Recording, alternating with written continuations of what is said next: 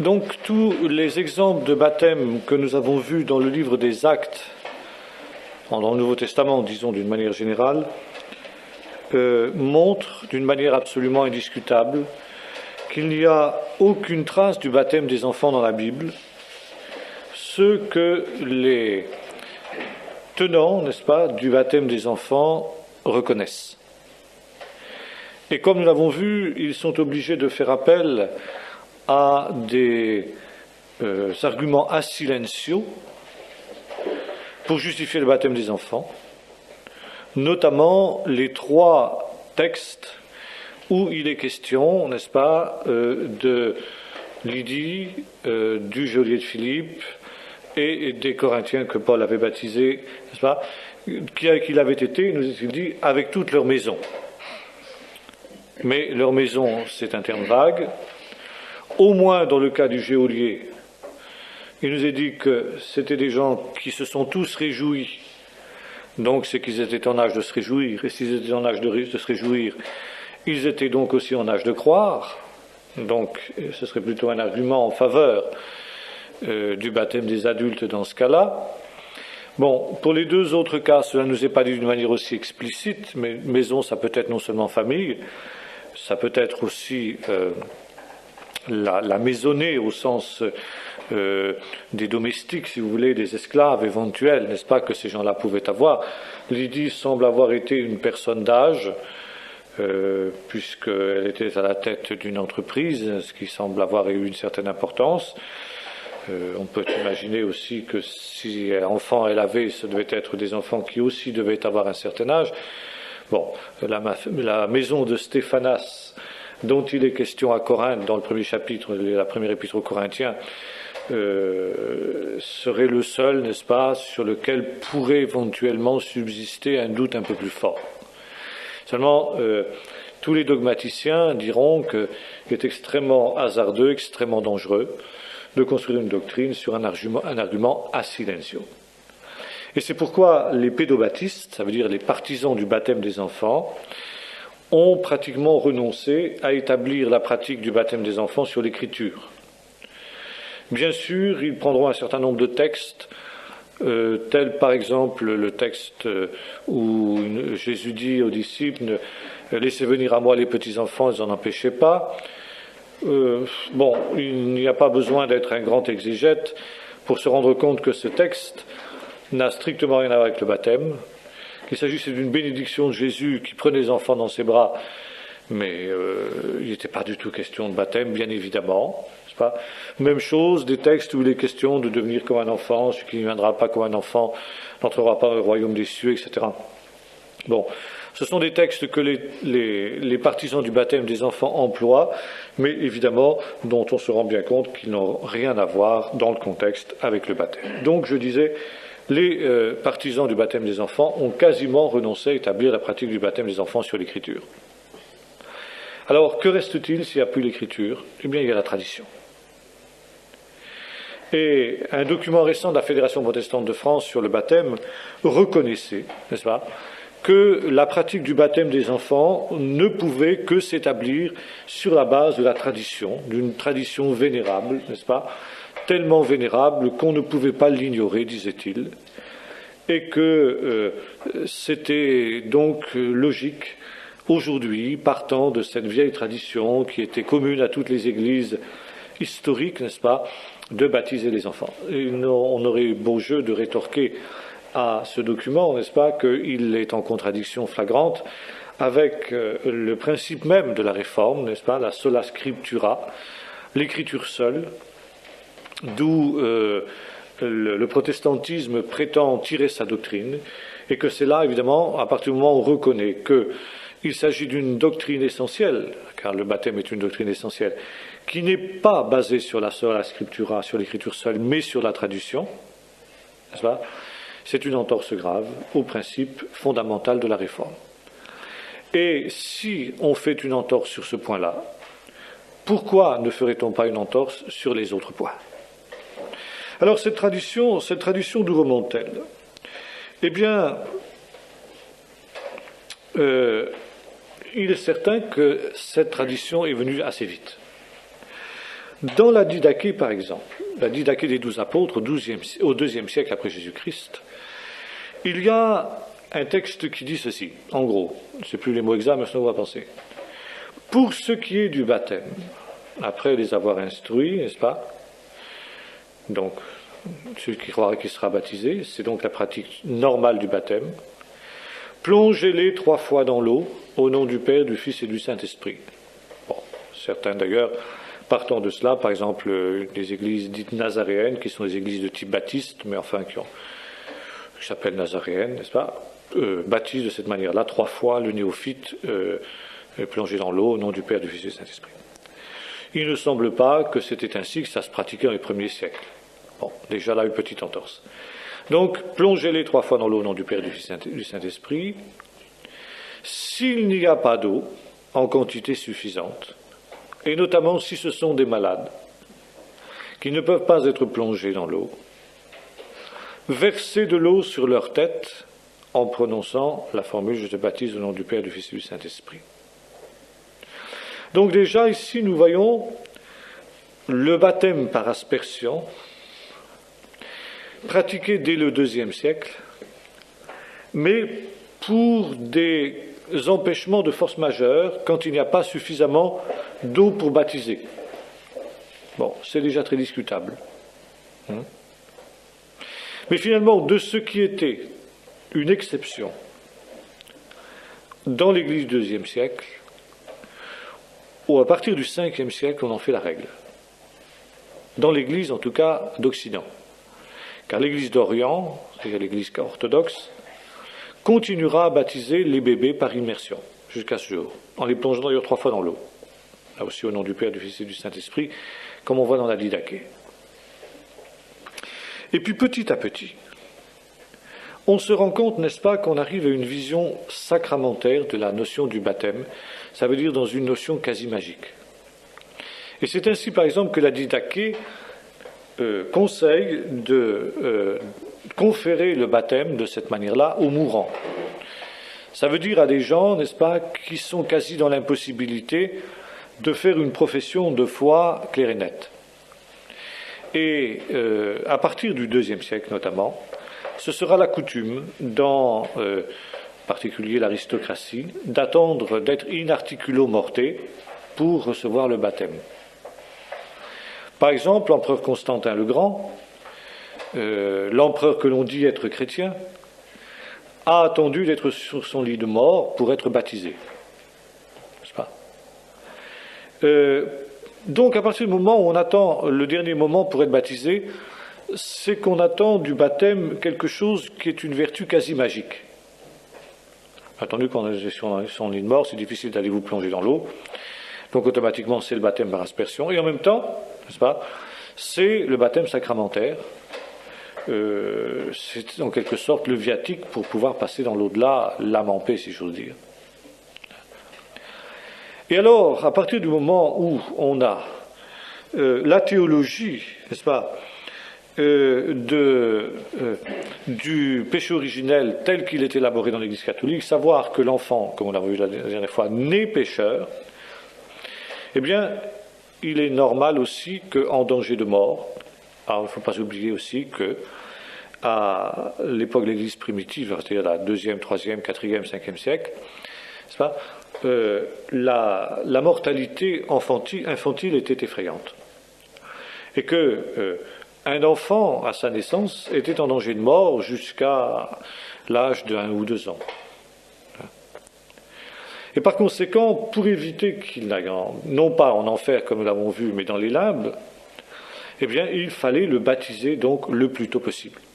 À partir du moment où on attribue, n'est-ce pas, au baptême une vertu magique que l'on accorde aux mourants, eh bien, automatiquement, on est amené tout naturellement à le conférer aux jeunes enfants, qui eux aussi, au moment de la naissance, et pendant les quelques mois qui suivent la naissance, sont en danger de mort permanent.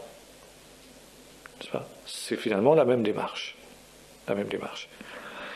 Et c'est ainsi que le baptême des enfants trouve droit de cité, donc, dans l'Église, à partir du 5e siècle, il devient la norme. Si vous voulez, à partir du 2e siècle, 3e siècle, on trouve déjà les premières traces du baptême d'enfants. un petit peu comme des exceptions. Et puis, il y a un autre texte aussi qui va justifier cela, c'est dans l'épître aux Corinthiens, vous savez, quand Paul, au chapitre 6, parle aux époux. Il dit, si une sœur a un mari non-croyant, et qu'il accepte d'habiter avec elle, que la femme ne répudie pas son mari, n'est-ce pas? Car si vous êtes ensemble, vos enfants seront saints. Les enfants sont sanctifiés, comme l'époux d'ailleurs, un croyant est sanctifié par la femme croyante. Bon. Alors c'est un texte un peu mystérieux que celui-là, ils sont saints. Je pense que l'explication est d'ailleurs assez facile. Ça veut dire que les enfants sont au bénéfice de la foi des parents, notamment dans la perspective éventuelle de l'enlèvement de l'Église, aussi longtemps qu'ils ne sont pas capables de prendre une décision par eux-mêmes. Les enfants sont saints dans ce sens-là. Entre parenthèses, affirmation qui démolit la doctrine du péché originel dans le sens que lui donnent les catholiques. Les enfants sont saints. Bon. Donc, puisqu'ils sont saints, pourquoi ne pas en tirer les conséquences et les baptiser? Mais encore une fois, la sainteté des enfants ne joue que précisément parce qu'ils ne sont pas capables de prendre des décisions par eux-mêmes. À partir du moment où ils sont capables de prendre des décisions par eux-mêmes, leur sainteté dépend justement de leurs décisions. Donc automatiquement, ici, le texte de l'Écriture ne joue plus. Et les baptiser sur la seule base, n'est-ce pas, de ce verset, il est évident que c'est quelque chose qui est extrêmement ténu. Il est intéressant de noter que le professeur Oscar Kuhlmann, qui est un pédobaptiste convaincu, affirme que la séquence normale dans l'Église primitive, c'était prédication d'Évangile, foi et ensuite baptême, et non pas l'inverse. Quant à Thomas d'Aquin, le grand docteur de l'Église catholique jusqu'à aujourd'hui, il écrivait ceci: le baptême des adultes est le plus sûr en pratique. C'est quand même fort. C'est quand même fort de trouver ça sous la plume de ce théologien si éminent, et finalement de voir le peu de cas que l'Église catholique a fait de conseil de son théologien principal dans ce domaine précis. Mais il faut le dire que si ce n'était pas ainsi, si l'Église catholique, par exemple, pour ne parler que d'elle, revenait à la pratique généralisée du baptême des adultes, elle cesse d'être l'Église catholique. Ça veut dire qu'elle cesse d'être une Église de multitude, une Église constantinienne, dans laquelle on entre par la vertu de la naissance. Donc, si vous voulez, c'est se renier elle-même. Alors, bien entendu, aujourd'hui, l'Église catholique fait grand cas du fait qu'elle n'a jamais renoncé au baptême des adultes. C'est évident. Il est bien évident que l'Église catholique a toujours considéré que des païens qui se convertissaient devaient être baptisés même à l'âge adulte. Et on note aujourd'hui, par exemple l'abbé Le Mal le faisait dernièrement quand nous étions dans une rencontre sur le baptême, il disait mais il y a de plus en plus dans le diocèse, il y a de plus en plus de baptêmes d'adultes, bien sûr, puisqu'il y a de moins en moins d'adultes, il y a de moins en moins d'enfants, je veux dire, qui sont catéchisés. Il y a bien de temps en temps, bien entendu, un qui revient à la foi catholique et puis qui donc n'ayant pas été baptisé enfant, adulte. Mais si vous voulez, l'important de la chose, ce n'est pas que les églises historiques se mettent à pratiquer de plus en plus le baptême des adultes. C'est le cas aussi de l'Église réformée. La discipline de l'Église réformée permet maintenant aux parents de choisir le baptême de leur choix. Soit baptême des enfants, soit baptême des adultes, soit d'attendre de remettre le baptême jusqu'à l'âge adulte. Bon. Alors, vous voyez, il y a une évolution. Par exemple, les églises libres, les églises évangéliques libres, ont toujours eu, n'est-ce pas, ces deux options possibles. Baptême des enfants ou baptême des adultes. Alors, on nous dit, mais voyez, nous reconnaissons la possibilité du baptême des adultes. Pourquoi vous aussi ne reconnaissez-vous pas la possibilité du baptême des enfants ? Or, c'est là qu'est le problème, justement. Que les églises historiques reconnaissent le baptême des enfants, le baptême des adultes, ça n'a rien de nouveau, ça a toujours été.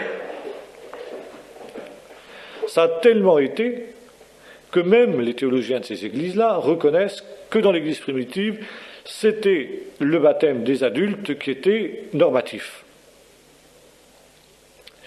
Mais si vous voulez, le problème, c'est qu'à partir du moment où l'on admet la possibilité du baptême des enfants, on nie la nécessité de la conversion. Là est le point essentiel. Si un enfant peut être chrétien, un bébé peut devenir chrétien, ça veut dire que l'on peut être chrétien sans être authentiquement et véritablement converti. Et c'est la porte ouverte à toutes les déviations. Car la conversion est la pierre de touche de l'évangile véritable, donc de la véritable Église. Une Église qui ne prêche pas la conversion est une Église dont l'ecclésialité est très réduite. Ça ne veut pas dire qu'il ne peut pas y avoir des gens qui soient authentiquement convertis en son sein. À partir du moment où la conversion n'est pas prêchée, ça veut dire que la proportion de ceux qui seront réellement et authentiquement convertis sera extrêmement réduite. À l'inverse, une église dans laquelle on prêche la conversion ne sera pas obligatoirement une église dans laquelle 100% des membres sont convertis. Il pourra y avoir, comme il y avait l'église de Jérusalem, des Ananias, des Saphira, des Simon de magiciens, des gens qui ont fait profession de se convertir sans le faire vraiment, mais la proportion sera inversée. Ça veut dire que la proportion des non-convertis sera infiniment moindre que la proportion des gens véritablement et authentiquement convertis. Et c'est pourquoi je reviens à ce que je disais la dernière fois, le baptême des adultes est la pierre de touche de, je dirais, la foi véritable. Car admettre à côté du baptême des adultes la possibilité du baptême des enfants, reconnaître comme baptême authentiquement valable le baptême des enfants, eh bien, c'est ouvrir la porte, qu'on le veuille ou non, à la notion d'église de multitude dans laquelle on entre par la naissance, par l'éducation, par l'adhésion, bref, par une multitude de démarches qui n'ont rien à voir avec la conversion. Donc, c'est l'autodestruction de l'Église. Et c'est la raison pour laquelle, dans le débat actuel sur le baptême qui découle du BEM, car le BEM, le document de Lima, baptême, Eucharistie, ministère, faisait comme exigence préalable aux relations œcuméniques la reconnaissance mutuelle des baptêmes. Et alors, pour nous, ça, c'est inacceptable. Nous ne pouvons pas reconnaître comme baptême le baptême des enfants en rien. Parce que là, nous nous autodétruisons. À terme, nous nous autodétruisons. Et les baptistes, les quelques baptistes, que ce soit en France ou que ce soit à l'étranger, qui ont admis l'authenticité du baptême des enfants et accepté la reconnaissance mutuelle des baptêmes, eh bien, sont sur une voie extrêmement dangereuse. Ça veut dire que dans un temps, eh bien, ils seront une église de multitude comme les autres. C'est une question de temps. Car au début, quand nous voyons l'évolution, l'église primitive était entièrement baptiste. Et à partir du moment où on a admis, dès le IIe siècle, nous l'avons vu, des exceptions à cette règle,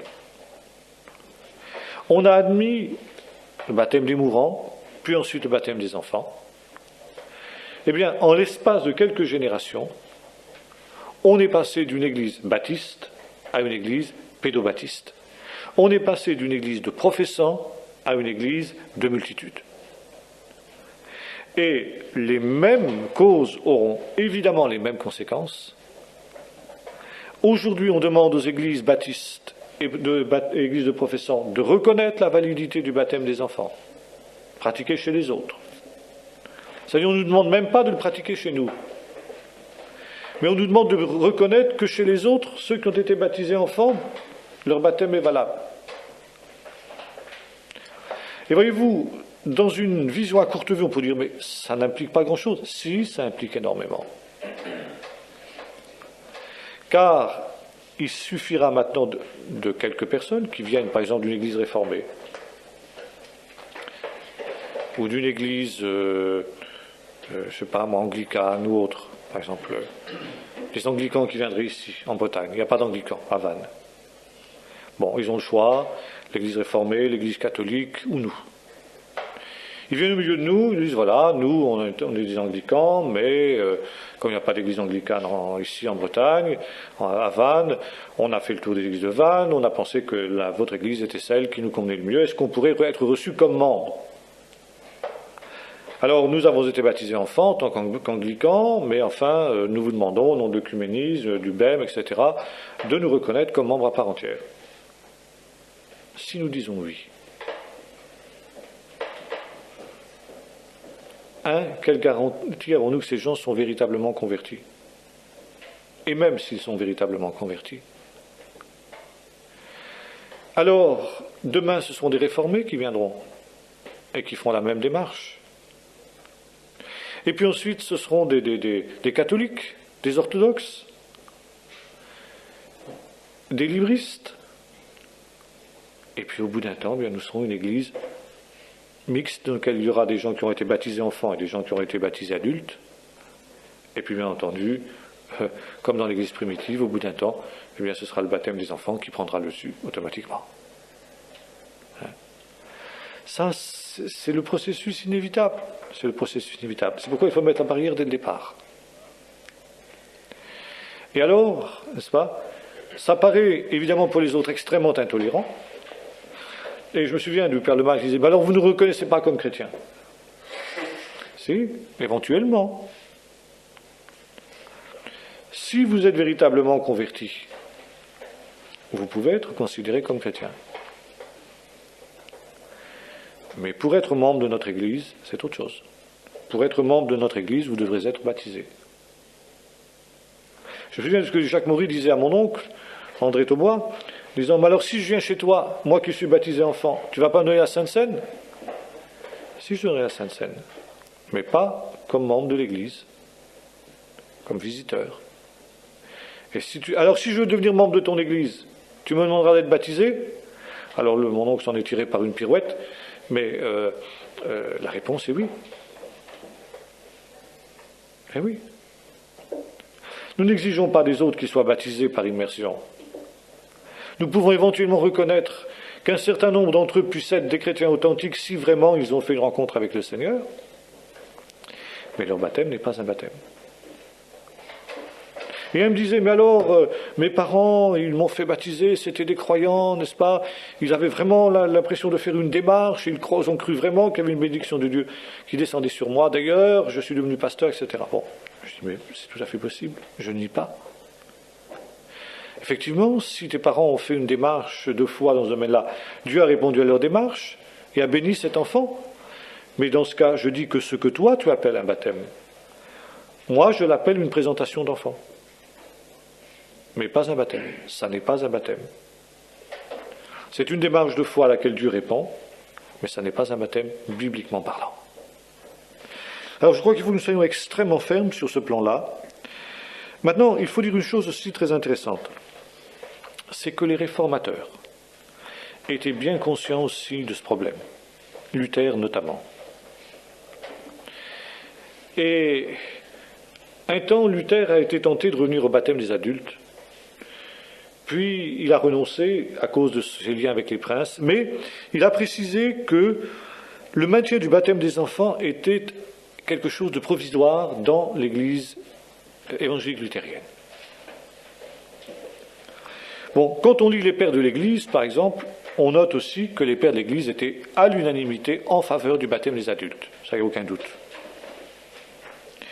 Les pères de l'Église affirmaient qu'il faut être pleinement conscient au moment du baptême. Ce n'est qu'avec Constantin que le baptême des enfants triomphe définitivement, et on comprend pourquoi. Parce que Constantin, qui cherchait à faire coïncider l'Église, la société religieuse, si vous voulez, avec la société civile, il a vu dans le baptême des enfants un moyen commode d'embrigader dans l'Église, donc dans l'Empire, tous ceux qui naissaient dans les limites de l'Empire romain. Et le baptême des enfants est indissolublement lié avec le système constantinien, auquel les grandes églises historiques sont attachées jusqu'à nos jours. L'Église catholique, ça va sans dire. L'Église orthodoxe aussi. L'Église anglicane. Et puis finalement, les églises réformées luthériennes, donc issues de la Réforme, qui, pour des raisons aussi de constantinisme, car finalement, les liens de Luther avec les princes étaient une forme de constantinisme, eh bien, ont préféré le baptême des enfants, tout en étant conscients que c'était une anomalie. Mais que, vu les circonstances dans lesquelles ils étaient plongés, eh bien, ils étaient obligés de s'en tenir là. Intéressant de noter aussi que les réveils qui sont nés dans l'Église médiévale ont presque tous remis en question le baptême des enfants. Prenons par exemple les Pauliciens et les Vaudois dont nous avons parlé en histoire de l'Église en son temps, mais c'est déjà loin bien entendu pour plusieurs d'entre vous. Eh bien, voici ce qu'ils écrivaient. Notre Seigneur demande d'abord la foi, après quoi vient le baptême. Les montanistes aussi avaient la même démarche, au IIe siècle après Jésus-Christ. En 1525, on note un sermon de Luther qui attaque violemment le baptême des enfants. Et voici ce que dit Luther dans son sermon. « Les jeunes enfants n'entendent ni ne comprennent la parole de Dieu. Ils ne peuvent donc avoir la foi. » Et là, Luther était parfaitement conséquent avec son système, n'est-ce pas, sa découverte, n'est-ce pas, de la justification par la foi. Alors, les catholiques qui ne sont pas à court d'idées, qui ont l'imagination fertile, ont trouvé une parade à cette affirmation, reprise d'ailleurs par les églises historiques dans leur ensemble. Ils disent, le baptisé, l'enfant qui est baptisé, c'est vrai, il n'a pas la foi. Mais il est baptisé dans la foi de l'Église. C'est l'Église, en quelque sorte, qui a la foi pour lui. Et cette réponse de la foi que l'enfant ne peut pas donner, c'est le parrain et la marraine qui vont la donner pour lui. Bon, laissez-moi rire en breton, n'est-ce pas, parce que quand même, quand on voit comment se font les baptêmes aujourd'hui, comment on choisit les parrains et les marraines, dont certains, n'est-ce pas, ont une foi sur laquelle on peut mettre un grand point d'interrogation. Alors vous voyez ce que ça peut donner. Pauvre enfant, n'est-ce pas, dont la foi est confessée par des gens comme ça. C'est quelque chose de sociologique, c'est quelque chose de mondain, et c'est quelque chose qui n'a rien à voir avec une véritable et authentique démarche spirituelle. Luther écrivait ceci. « Il ne faut pas administrer le baptême à quelqu'un qui ne croit pas. Car le baptême des enfants sous prétexte de foi ne vaut rien. » C'est Luther qui disait ça. Bon, après, il a viré de bord, pour les raisons que je disais, n'est-ce pas ? En 1526, l'année suivante, après ce fameux sermon, il propose d'organiser des petits conventicules et des espèces de petites réunions particulières, secrètes, etc., pour baptiser par immersion quand viendront des jours meilleurs. Donc, c'était pour lui, c'est clair, que quand il tolère le baptême des enfants, c'est une tolérance. C'est une tolérance en attendant des jours meilleurs. Et puis, naît évidemment, dans le même temps, à Zurich en particulier, nous avons vu ça en histoire de l'Église, la branche anabaptiste de la Réforme. Les premiers réformés qui se sont groupés autour de Zwingli à Zurich, n'est-ce pas, nient la valeur du baptême des enfants. Et alors a lieu la fameuse disputation de Zurich, disputation publique, où les séchevins de la ville de Zurich sont amenés à trancher, et ils vont trancher non pas pour des raisons théologiques, bibliques, mais pour des raisons politiques. Ils se sont bien rendus compte que si on donne droit aux exigences des anabaptistes et qu'on ne donne le baptême qu'à des adultes qui confessent la foi, alors il y a un découplage entre l'Église et la société civile. Découplage obligatoire. Et que par conséquent, on peut très bien se trouver avec des gens qui, dans la ville de Zurich, seront catholiques. Et ça va remettre en question l'équilibre politique de la cité. Et on déclare donc que les anabaptistes, comme on commence à les appeler alors, sont hérétiques. Ils sont bannis de la ville de Zurich, et même on en récupère quelques-uns qu'on laisse avec une grosse pierre au cou et qu'on envoie se noyer dans le lac de Zurich. Enfin, c'était la manière de faire des réformés de cette époque-là. J'ai rappelé ça au docteur Le Tournel il y a quelque temps, ça lui a un petit peu coupé son élan. Hein. Bon. Alors, ensuite, n'est-ce pas, nous savons qu'il y a un courant anabaptiste illuministe, à Münster en particulier, qui va discréditer l'anabaptisme, et Luther sera amené à prendre violemment parti contre les illuministes, au moment de la fameuse guerre des paysans notamment, et c'est aussi une des raisons pour lesquelles Luther donc va rejeter le baptême des adultes, et il va revenir au baptême des enfants, étant tout entier, d'un homme tout d'une pièce, nous l'avons vu, Luther, n'est-ce pas, eh bien, il va donc jeter, si j'ose dire, le bébé avec l'eau du bain, hein, et revenir fermement au baptême des enfants. Jusqu'à ce jour, l'Église luthérienne, eh bien, pour le baptême des enfants. Alors, pour justifier le baptême des enfants, qu'il avait pourtant si brillamment dénoncé en 1525, comment Luther va-t-il s'y prendre? Oh, c'est toujours des acrobaties théologiques. Il suppose une foi infuse, répandue naturellement dans l'âme de l'enfant. Ça veut dire que l'enfant, c'est un petit peu presque comme les musulmans, si vous voulez. Les musulmans supposent qu'un enfant livré à lui-même, s'il n'était pas contrarié par ses parents, deviendrait naturellement musulman.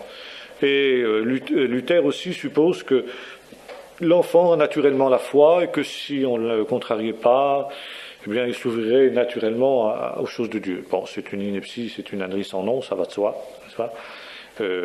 C'est même la négation presque de son système pour lequel l'homme est pécheur dès sa jeunesse, et qu'il y a une mauvaise tendance qui va l'entraîner loin des choses de Dieu si la grâce de Dieu n'intervient pas et si l'évangile ne lui est pas prêché. Mais que voulez-vous, quand on veut absolument maintenir une doctrine non biblique, on est bien obligé de faire un peu violence parfois à ses propres idées, et c'est ce que fait Luther. Il est en contradiction avec lui-même, et c'est aussi la raison pour laquelle aujourd'hui Rome insiste tellement sur la reconnaissance mutuelle des baptêmes. Car si nous reconnaissons valide le baptême catholique, alors nous reconnaissons que nous sommes implicitement des frères séparés, comme ils le disent. Ça veut dire des frères qu'il faut ramener. Hein? Et ça, nous avons vu que c'était le cas au XVIIe siècle aussi, nous avons vu ça en histoire de l'Église. Et c'était précisément cette reconnaissance des baptêmes qui faisait que les catholiques se sentaient libres de contraindre les réformés à revenir dans le giron de leur Église catholique, au gros de l'arbre, comme disait le roi Louis XIV, au besoin par les potences, par les galères, par les prisons, par les enlèvements d'enfants et autres menus agréments, n'est-ce pas, dragonnades et autres, dont on réjouissait les réformés. Bon. Alors, c'est pourquoi, pour nous maintenir le baptême des adultes est une question essentielle. Calvin, lui aussi, n'est-ce pas, était bien conscient qu'il y avait là un problème. Mais le souci de Calvin, dans la cité de Genève, qui était une cité qui avait un système constantinien, c'est évident, hein, Calvin recherchait avant tout la paix de l'Église, comme il le disait.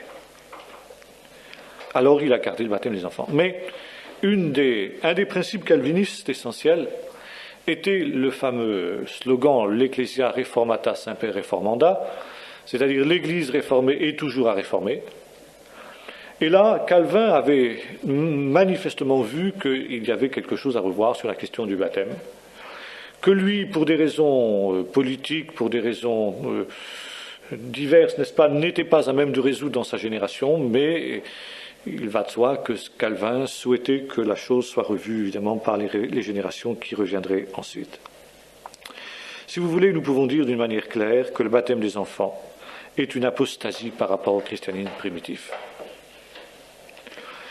Notons aussi que le grand théologien réformé contemporain, Karl Barth, était aussi contre le baptême des enfants. C'est évident. Et notamment dans le contexte actuel, n'est-ce pas, des droits de l'homme. C'est pas les droits de l'homme, c'est pas évidemment l'évangile, bien sûr, mais quand même. Les théologiens modernes en ont profondément été imprégnés. Et si vous voulez, une conception de la liberté telle que les droits de l'homme la conçoivent, et finalement telle que l'Évangile le conçoit,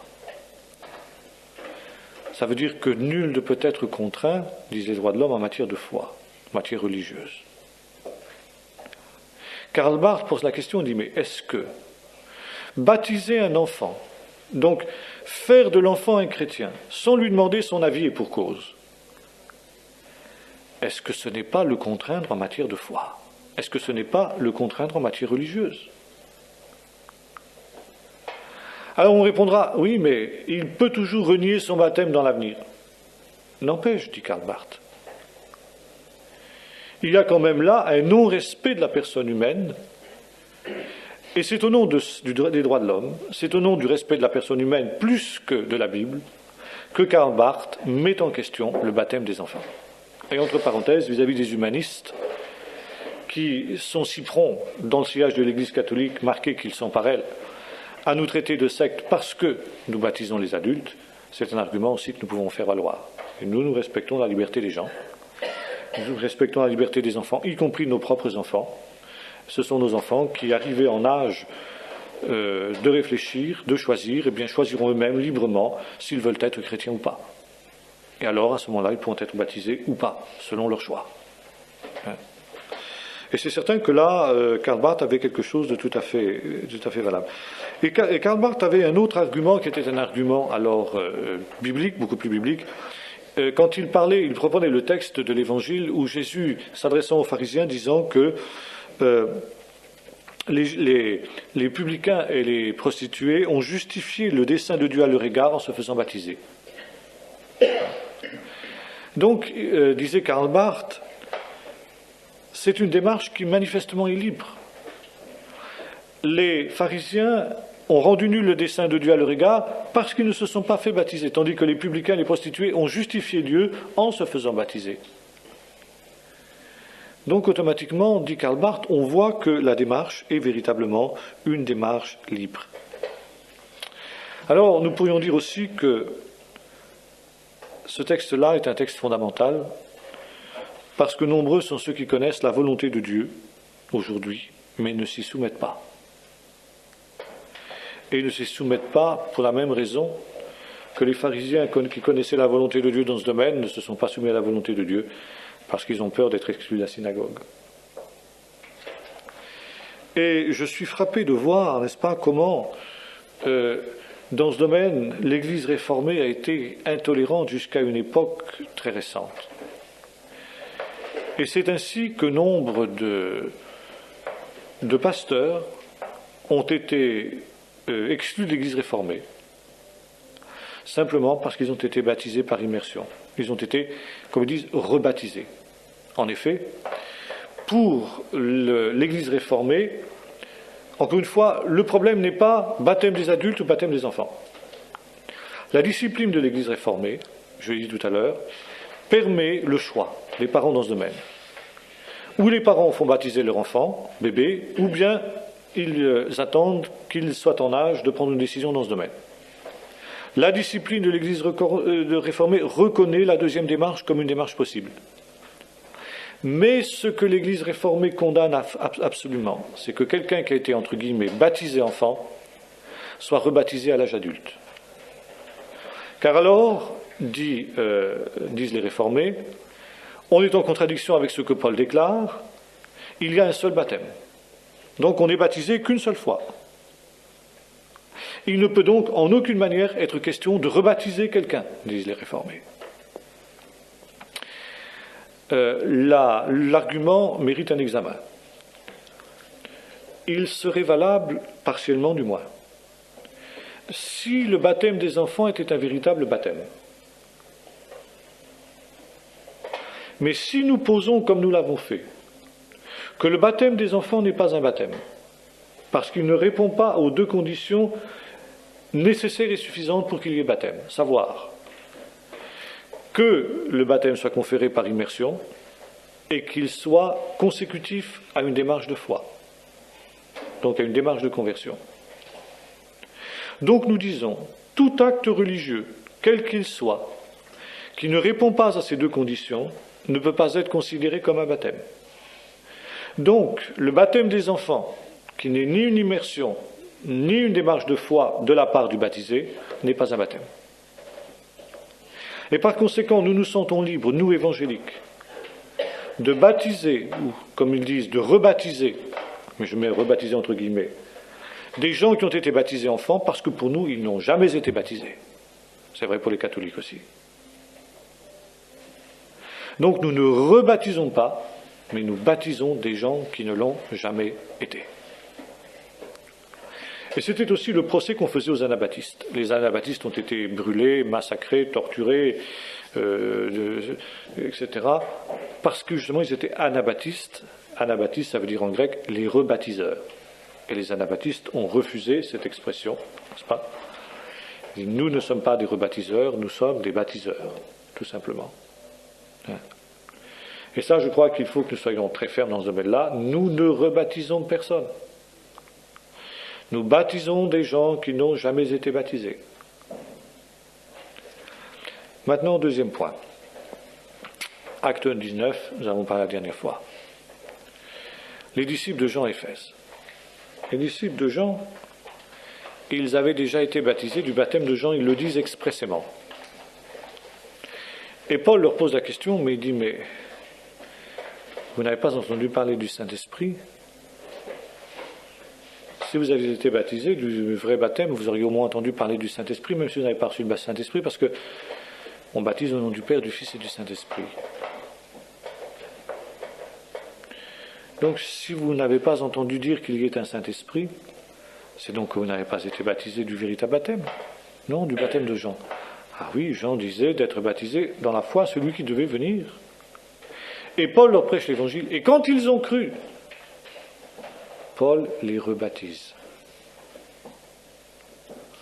Vous allez me dire, mais alors, il est en contradiction avec lui-même, il y a un seul baptême. Il y a un seul baptême quand le baptême est valable. Quand le baptême est véritablement un baptême.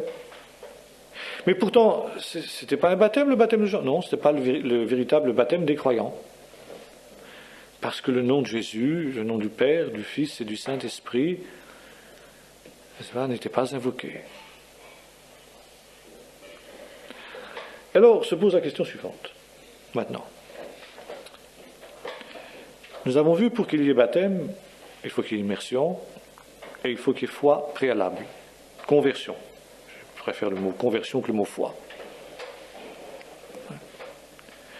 Qu'en serait-il de quelqu'un qui viendrait nous dire, moi, par exemple, je me suis fait baptiser à l'âge de 30 ans, mais je dois dire très honnêtement qu'à cette époque-là, je ne croyais pas. Je me suis fait baptiser parce que j'étais fiancé avec une fille qui était évangélique, et comme je voulais me marier avec elle, pour lui faire plaisir, je me suis fait baptiser. Ça arrive. Ça ne devrait pas. Ou pour des raisons de ce type-là. Parce que j'ai voyé mes petits camarades qui se faisaient baptiser, j'étais dans une église évangélique, j'arrivais à 14, 15 ans, 16 ans, 17 ans, 18 ans, je voyais tous les autres qui se faisaient baptiser. Pour faire comme eux, je me suis fait baptiser, mais je n'étais pas vraiment converti. Mais maintenant, je me suis véritablement converti. Qu'est-ce qu'il faut que je fasse? Alors, allez-y. Bien sûr, il faut le baptiser. Aucun doute. Aucun doute. Son premier baptême n'est pas un baptême. Parce que si vous ne faites pas ça, vous revenez au baptême sacramentaire. À ce moment-là, il n'y a aucune raison de dire que le baptême des enfants n'est pas valable. Alors voyez-vous, c'est des choses qui vont vraiment très loin. Alors maintenant, ici, voyons où est-ce qu'on a encore un petit quart d'heure. Qu'est-ce que représente le baptême? Le baptême représente plusieurs choses. Premièrement, le baptême a à voir, nous l'avons vu, avec la résurrection. L'union avec le Seigneur dans sa mort et dans sa résurrection. Romains 6, verset 3, Galates 2, verset 12, Galates 3, verset 27, 1 Corinthiens 10, etc., etc. Romains 6, verset 3 nous dit c'est un ensevelissement avec le Seigneur et une résurrection avec le Seigneur. C'est aussi présenté comme un bain de purification par lequel nous revêtons le Seigneur, nous revêtons l'homme nouveau. C'est le passage à une humanité nouvelle. Colossiens 1, verset 13. Donc ici, un acte conscient d'engagement, l'expression extérieure et visible de l'engagement et de l'espérance chrétienne. Enfin, c'est le témoignage et la confession du Seigneur. Et en même temps, la prédication des grandes vérités du salut, la mort et la résurrection, c'est une sorte de drame sacré par lequel est symbolisée, n'est-ce pas, l'union du croyant avec le Seigneur, une expression de la foi, une aide pour la sanctification et un acte d'hommage et d'obéissance. Maintenant, si vous voulez, je voudrais essayer d'aller un petit peu plus loin dans ce domaine-là. Finalement, des choses qui sont mal vues, mal connues dans les milieux évangéliques. Reprendre un petit peu ce que nous avons dit la semaine dernière sur le baptême juif et les rites de purification. Nous avons vu qu'au départ, le baptême juif, le baptême qui se pratique dans le mikvé jusqu'à nos jours, les ablutions rituelles, n'est-ce pas, avait à voir avec la purification des impuretés rituelles. Qu'est-ce que c'est en fin de compte qu'une impureté rituelle? C'est quelque chose qui a à voir avec le domaine de l'impureté par excellence. Quel est le domaine impur par excellence pour la Bible? Est-ce que quelqu'un peut dire? Qu'est-ce qui rend un être radicalement et définitivement impur? Oui, mais encore plus loin, la mort. La mort, c'est le domaine de l'impureté. D'où l'interdiction de toucher un cadavre. Celui qui touche un cadavre se rend impur. Celui qui rentre dans un tombeau, dans un cimetière, on n'a pas le droit de construire la cité des vivants, n'est-ce pas, sur l'endroit d'un cimetière. Par exemple, la ville de Tibériade a été construite sur des tombeaux, sur un ancien cimetière, elle était considérée comme impure pour les Juifs. La mort. Et finalement, est impureté tout ce qui conduit à la mort. Tout ce qui, si vous voulez, peut d'une manière ou d'une autre conduire à la mort. D'où, comme quelqu'un a dit tout à l'heure, le péché, car le péché conduit à la mort. Mais aussi, comment dirais-je, les effusions de sang, par exemple. Le sang, c'est la vie. Donc, une effusion de sang, une perte de sang, c'est un germe de mort qui entre dans l'être. Et par conséquent, il y a là un processus qui conduit à la mort qui commence. Et lorsque cette effusion de sang s'est arrêtée, eh bien, il faut enrayer ce processus, si vous voulez, par une purification rituelle qui rétablit, en quelque sorte, celui qui en a été atteint dans la communion avec la source de la vie qui est Dieu. Dieu est le vivant par excellence. Un guerrier, par exemple, qui revient du combat est impur, parce qu'il a versé le sang. Donc, il est souillé. Il doit se purifier. La lèpre, qui est une maladie qui fait de l'individu un mort-vivant, en quelque sorte, est une des maladies qui rend impur par excellence. mais effectivement aussi les effusions de sang, et notamment, par exemple, les règles des femmes, qui sont une effusion de sang, et qui entraînent aussi donc l'impureté. Et là, c'est très intéressant parce que dans la vision juive, le mikvé est essentiellement pour la femme, n'est-ce pas, soit après ses règles, soit après un accouchement. Parce que la femme, c'est, dans la vision biblique, c'est Chava, c'est la vie, la vivante, celle qui donne la vie. Et on retrouve ça chez Paul. Et si vous voulez, la vocation de la femme, c'est de donner la vie. Et tous les mois, son organisme se prépare à donner la vie. Et précisément, l'effusion de sang qui se manifeste tous les mois est, en fin de compte, le signe que ce processus de donner la vie est interrompu. Il n'aboutit pas à son terme. C'est une sorte d'échec. Hein? Et c'est pourquoi, chaque mois, la femme doit se purifier pour à nouveau être prête à sa vocation. Et si vous voulez, dans la vision chrétienne du baptême, il y a un peu aussi cette idée. Le péché est finalement ce qui découle du péché, n'est-ce pas, entraîne une impureté du corps, de l'être entier, qui fait que l'être humain est détourné de sa vocation qui est la vie. L'être humain est appelé à la vie avec Dieu. Et pour que, précisément, cette communion soit rétablie avec Dieu, non seulement spirituelle, mais également physique, il faut que, précisément, ce processus de mort dans lequel l'homme est engagé, parce que finalement, l'homme physique, dans son être physique, les médecins savent bien, c'est un être pour la mort. Dès qu'il naît, il va vers la mort. Il y a un processus de mort qui commence en lui. Comme dit l'apôtre Paul, la mort agit en lui. Mais en même temps, il dit, dans la nouvelle naissance, la vie agit en lui. La nouvelle naissance, c'est ça.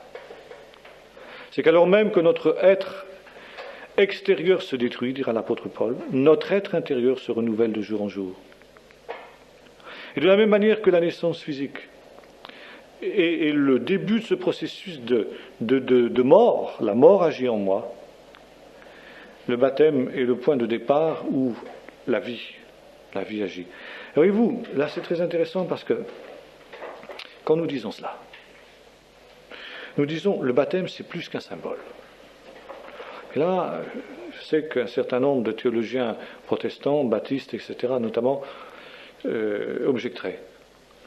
Mais je crois que quand on examine les textes, notamment à la lumière de la tradition juive, nous disions tout à l'heure, et finalement les textes bibliques eux-mêmes, parce que il y a manifestement une petite dimension sacramentaire quand même dans le texte biblique lui-même. C'est le sceau de la rédemption, vous êtes scellés pour la rédemption. Il y a cette identification dans Romains 6, n'est-ce pas, avec le Christ ressuscité, n'est-ce pas. Donc il y a une espèce de dimension sacramentaire beaucoup plus ténue que ce que disent les catholiques, mais qui existe quand même. Et c'est pourquoi le baptême est important dans le processus du salut. Parce que, si vous voulez, c'est un germe de régénération non seulement de l'âme, mais du corps. Si vous voulez, de la résurrection du corps. Le corps qui est scellé pour la vie éternelle, qui est scellé pour la résurrection ou pour l'enlèvement quand le Seigneur revient. Bien sûr, je ne vais pas aboutir là où aller, par exemple, à dire quelqu'un qui est malade, qui ne peut pas être baptisé, on va le baptiser avec de l'eau, l'aspersion. Non. On peut évidemment être sauvé sans avoir été baptisé. Le brigand sur la croix l'a été, il n'était pas baptisé. Mais si vous voulez, quand on peut le faire, c'est quelque chose. C'est quelque chose parce que là, il y a un processus, si vous voulez. Il y a un processus, ça, comment dirais-je, de mise à part du corps, de sanctification du corps. Et le corps, c'est pas simplement l'enveloppe physique, charnelle, Mais si vous voulez, c'est le corps, comme dira l'apôtre Paul, avec ses passions et ses désirs, qui a été crucifié, mais qui vit maintenant d'une manière nouvelle. On revêt l'homme nouveau, dit l'apôtre Paul dans l'Épître aux Éphésiens, créé à l'image du Christ. Enfin, enrayer, si vous voulez, les germes de mort, la mort spirituelle et de la mort physique qui sont à l'œuvre justement dans le corps à cause du péché qui habite dans le corps. Alors voilà, si vous voulez, en gros, ce que pourrait être cette signification du baptême. Le baptême, dans ce sens-là, est aussi une séparation. Une séparation qui marque un avant et un après, comme la mer Rouge avait marqué pour les Israélites le passage de la mort à la vie, de l'esclavage à la liberté. Et c'est en cela que commence aussi le processus de sanctification. Sanctification qui est double aussi, là. C'est pour ça qu'il ne faut pas oublier toujours ce double aspect. Sanctification qui dépend de notre volonté, mais qui dépend d'abord et essentiellement de la grâce de Dieu. Et être baptisé, c'est recevoir la grâce de Dieu pour la sanctification, pour la séparation, qui va se manifester de plus en plus avec le péché dans la vie subséquente qui va maintenant commencer. Et puis enfin, dernier point, évidemment, qui est tellement évident que c'est à peine s'il faut le mentionner, c'est que c'est une agrégation au corps. Éphésiens 4, verset 3, nous tous qui avons été baptisés, n'est-ce pas, nous avons été baptisés pour former un seul corps. Il y a un seul baptême, formant un seul corps. On est plongé dans le corps par le baptême, le corps de Christ, on devient membre du corps de Christ, et qui donc détermine ici la structure de l'Église. Ce n'est qu'à partir du moment où l'on est baptisé, après avoir été donc né de nouveau, que l'on peut être considéré comme membre de l'Église. C'est pourquoi il ne nous appartient pas, comme je l'ai dit, nous, de régenter l'Église universelle. Nous ne sommes pas les responsables de l'Église universelle, c'est le Seigneur qui l'est. Mais par contre, dans l'Église locale, nous ne pouvons reconnaître comme membres de l'Église locale que ceux qui ont été baptisés après une véritable et authentique conversion. Alors voyez-vous comment ici le baptême est véritablement une pierre de touche essentielle de la foi chrétienne.